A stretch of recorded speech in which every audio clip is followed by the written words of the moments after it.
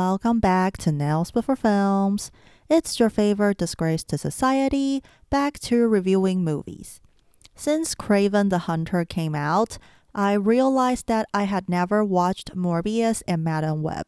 I've watched all 3 Venom movies and even reviewed the third. Link in the description and top right corner now. However, I completely skipped over Morbius and Madam Web because I heard that they were terrible. Apparently, the whole Spider-Man-less Spider-Man universe is ending with Kraven the Hunter, so I wanted to see for myself if these movies truly live up to their dreadful reputation. And man, they're really not good. These movies deserve all of the memes around them. I'm not familiar with Spider-Man comics. I know nothing about Morbius and Madam Web, so my thoughts are entirely based on the quality of the movies, or the lack of quality. Anyway, let's start with Morbius. Surprisingly, Morbius didn't bore me out of my mind. However, I wasn't enjoying myself either. There's nothing offensively bad about Morbius, but there's also nothing much to like about it. The only good thing in Morbius is the villain, Matt Smith's Milo. He's the only character with some personality, and it's understandable why he became the villain after getting the same power as Morbius. It's fun to see him having the time of his life, and I genuinely enjoyed watching Milo in the movie. Sadly, that is not the case for the other characters, not even the protagonist, Michael Morbius. Michael is just such a nothing burger. We know he's sick and wants to find a cure. That's basically it. He doesn't have any personality, and Jared Leto's performance is also flat. As much as I despise Leto's Joker in Suicide Squad, I don't blame him for how bland Michael Morbius is because the script doesn't give him much to work with. The movie should have focused more on how guilty Morbius was after killing all those people and how difficult it was for him to refuse human blood. But with the existence of artificial blood, he doesn't really have to worry about starving in the movie, which severely undercuts his struggles. The only time Morbius was starving was because he was experimenting on himself, and with blood bags available, there was really no risk. After watching the movie, I still don't care about Morbius at all, and I don't understand why he doesn't kill himself in the end like he said he would. His problem of craving human blood remains unsolved. What are you gonna do now that artificial blood doesn't work anymore? The side characters are no better. The female doctor, Morbius' love interest, is also a nothing burger. She's just a generic doctor and doesn't really do anything important. Everything she does, Morbius can probably do himself. And the part of Morbius sucking her blood could have been changed to Morbius and Milo's father figure. It would have made no difference.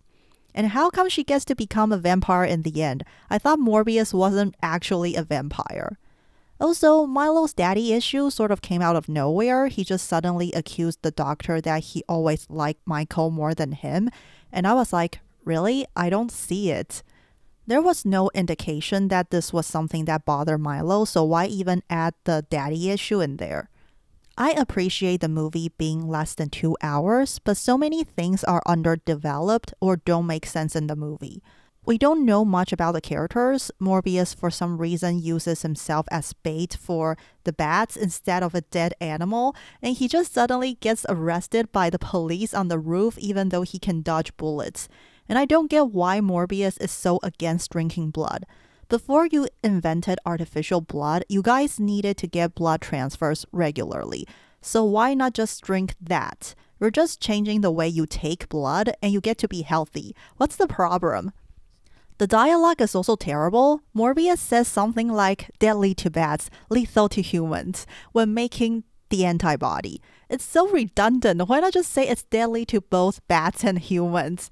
And when Morbius went to find the bats, the helicopter pilot was like, "Do you need a doctor?" And Morbius replied, "I am a doctor." Shouldn't you ask him this before taking him to a cave filled with deadly bats? What was the point of asking that except to establish that Morbius was a doctor? It's so dumb. The CGI is also horrible. The fights are annoying to look at, and it's stupid how Morbius defeats Milo by holding him down with a swarm of bats. Yes, it's as stupid as it sounds. How come Milo can't command the bats? Anyway, the bad faces of Morbius and Milo are also hideous. It's not scary, it's just ugly. Speaking of scary, Morbius tries to be a horror film when Michael just turns into a vampire, but it's not scary at all. When I saw Morbius' bad face, I just found it hilariously hideous. Besides, the movie is very careful not to show any blood, so how can I be scared? It's so weird to make a vampire movie without any blood and gore. Even the artificial blood is blue. Blade is honestly a much more interesting superhero vampire movie with a more intriguing protagonist. Morbius feels like a superhero film from the early 2000s, like the 2003 Daredevil or Elektra. In an age with too many superhero movies, there's honestly no reason to watch Morbius. It doesn't offer anything innovative or even interesting. You'd think Morbius was bad enough, so imagine my surprise when Madam Web turned out to be even worse. I at least have something good to say about Morbius, and it didn't bore me to death, but I can't say the same for Madam Web. That movie is so boring, and it's somehow longer than Morbius. If I watched it in the theater, I would definitely fall asleep. I couldn't even watch it in one go, and I kept checking the time. I thought I watched 30 minutes of it when it was only 15, and I thought I already watched an hour and a half when it was only an hour. That's how excruciatingly slow Madam Web is. It is honestly so boring and nothing makes sense. Like, why is Cassie's mom researching spiders in the Amazon forest when she's 9 months pregnant? Yes, I get that she's doing it for Cassie, but can't you hire people to do it and stay somewhere closer to a hospital? You do realize that going to an Amazon forest is also dangerous. If something happens to you, your baby is going to die too. She might be dead even before she's born. And what are the odds that she's already researching spiders before she knows her baby has some disease? How did Cassie get back to the US with all of her mom's stuff? And what exactly did the villain want the spider for? What was his plan? And why would these 3 girls become Spider Women?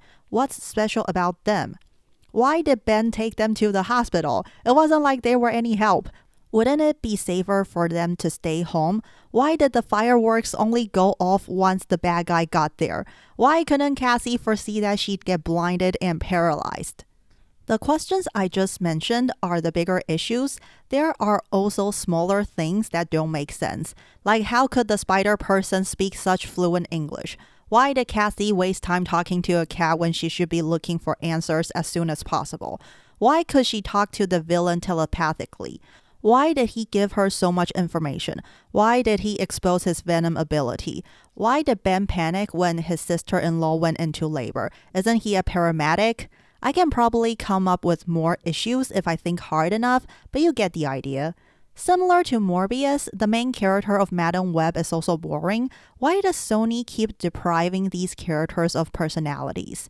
Cassie doesn't feel like a human being, and she's over the top awkward.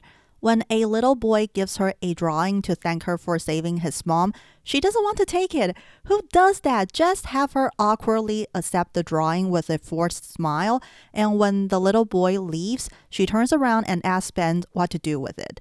This conveys the same idea that Cassie sucks at human interaction, but is less annoying to watch. And weirdly, they show Cassie to be an overly awkward person, but she also gets along with her colleagues. So which is it? Can she interact with people or not? Why is she a paramedic in the first place if she hates dealing with people? And her powers are so random. She can only see the future when the plot needs it, and she suddenly goes from seeing the future to knowing Kagebunshin no Jitsu, which is the ability to create temporary clones for those of you who don't watch anime. It's also annoying how we have to watch the same thing multiple times because of her ability. We get it, she can see the future, please move on. And when she discovered how her mom died, I was like, really? You're gonna make us watch this again? Just get to the part where she doesn't hate her mom anymore. Anyway, the teenage girls are also annoying and stereotypical. You have a timid goody two-shoes who even wears glasses, a typical rebellious teen who even has a skateboard, and a girl who wears an I eat math for breakfast t-shirt because she likes science, I guess. It's always a bit cringe when you get actors in their 20s playing teenagers, but the fact that they are so stereotypical makes it even worse. You might ask, okay, the good guys are boring. Is the villain at least fun to watch like Morbius? Nope, he's just as boring, if not worse, than our protagonist. As I mentioned before, we have no idea why he's doing any of this or what he wanted the spider for. His motive for being a bad guy is he came from a poor family, I guess.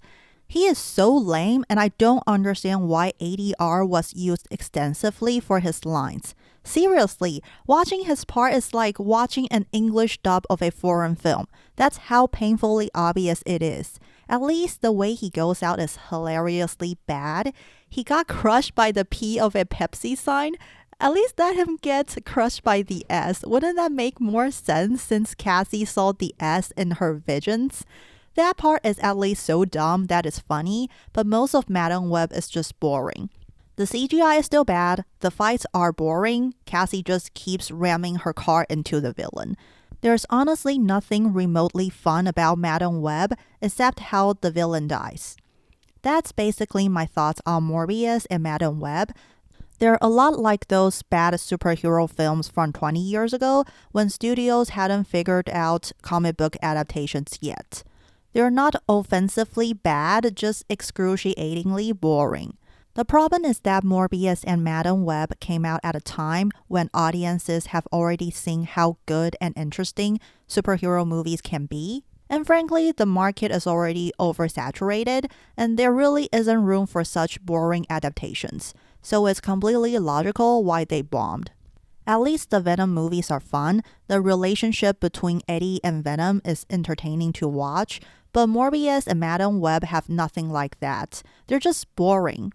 Hope you guys like my review and nails. I did the meme It's Morvin Time and the hilarious P that killed the Madam Web villain.